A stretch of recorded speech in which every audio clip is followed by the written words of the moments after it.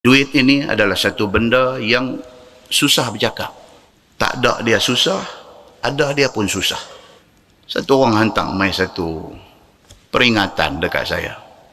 Dia kata falsafah duit. Duit tak boleh bawa mati. Tapi kalau tak ada duit, rasa macam nak mati.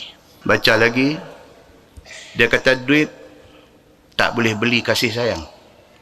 Kasih sayang, duit tak boleh beli. Tapi tak ada duit, kasih sayang boleh melayang.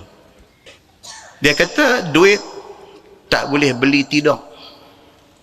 Tapi tak ada duit, dia kata tidur tak lena. Mengarut betul dia ni.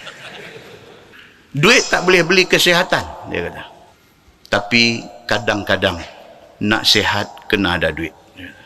Dia kata duit tak boleh beli kesihatan.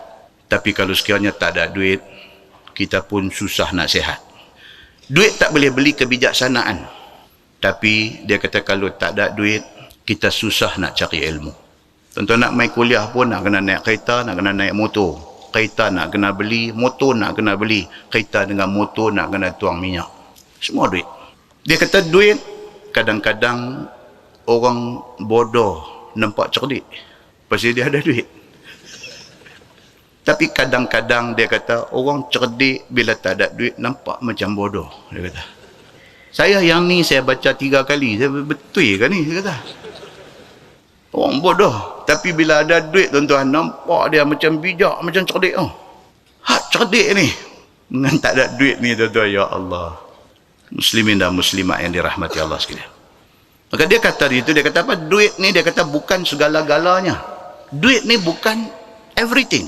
Tetapi segala-galanya perlukan duit. Dia kata. Pening juga bahasa dia ni. Duit bukan segala-galanya. Maksud bila kita ada duit, bukan kita ada segala-galanya. Ada orang ada duit, tak ada kesihatan. Duit bukan segala-galanya. Dia kata. Tapi hari ini, segala benda nak kena ada duit. Dia kata. Nak buat sambai pun, nak kena beli belacan. Belacan pun nak kena beli dengan duit. Tapi duit ni tuan-tuan, kalau sekiranya kita boleh kendalikan dia dengan baik, kebaikan untuk kita. Itu saya cerita dia. Duit ni kalau kita kendalikan dia dengan baik, kebaikan akan dapat pada kita.